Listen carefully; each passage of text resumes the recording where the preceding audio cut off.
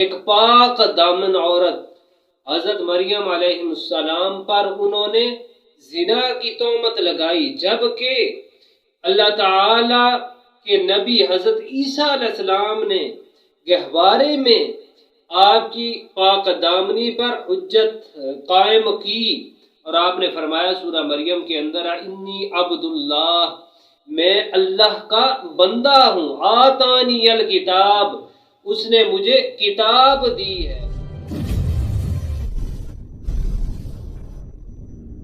اعوذ باللہ من الشیطان الرجیم، بسم اللہ الرحمن الرحیم، وبکفرہم وقولہم علی مریم بہتانا عظیما، صدق اللہ العظیم۔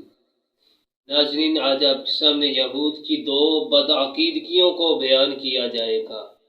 اللہ تعالیٰ نے سورہ نساء کی آیت مبارکہ میں ارشاد فرمایا کہ وَبِكُفْرِهِمْ، اور ان کے کفر، وَقَوْلِهِمْ، اور ان کے اس قول کی وجہ سے، اور جو اس سے پچھلی آیت مبارکہ سورہ نساء کی 155 نمبر آیت مبارکہ، اس میں اللہ تعالیٰ ارشاد فرمایا کہ یہود کے کفر کی وجہ سے اللہ تعالیٰ نے ان پر لعنت کی۔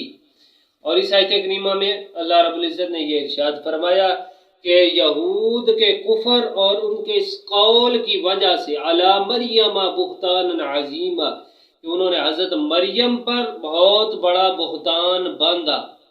اس آیت کریمہ میں اللہ تعالیٰ نے یہود کی دو بدعقیدگیوں کو بیان فرمایا۔ ایک ان کی بدعقیدگی کفر ہے، اور دوسرا حضرت مریم علیہ السلام پر بہت بڑا بہتان باندھنا۔ یہود کے کفر کی تفسیر یہ ہے کہ وہ حضرت عیسیٰ علیہ السلام کے بغیر باپ کے پیدا ہونے کا انہوں نے انکار کیا، اور یہ انکار دراصل اللہ تعالیٰ کی قدرت کا انکار ہے۔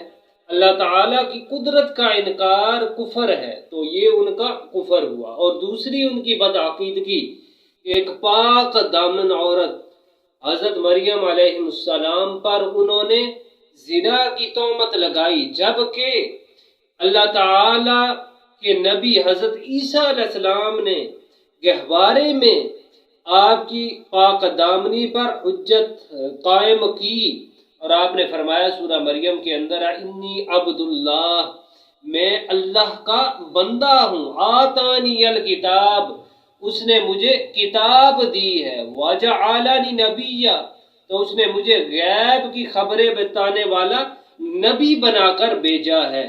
تو عیسیٰ علیہ السلام نے اپنی والدہ حضرت مریم علیہ السلام کی پاک دامنی پر یہ حجت قائم کی۔ تو اس آیت کریمہ میں اللہ تعالیٰ نے یہود کی دو بدعقیدگیوں کو بیان فرمایا۔ اللہ رب العزت نے یہ واقعات سابقہ امتوں کے قرآن مجید کے اندر بیان فرمایا تاکہ یہ امت ان واقعات کو پڑھ کر عبرت حاصل کرے۔ اللہ تعالیٰ مسلمانوں کو عبرت حاصل کرنے کی توفیق عطا فرمائے اور صحیح راہ پر چلنے کی توفیق عطا فرمائے۔ وآخر دعوانا عن الحمد للہ رب العالمین۔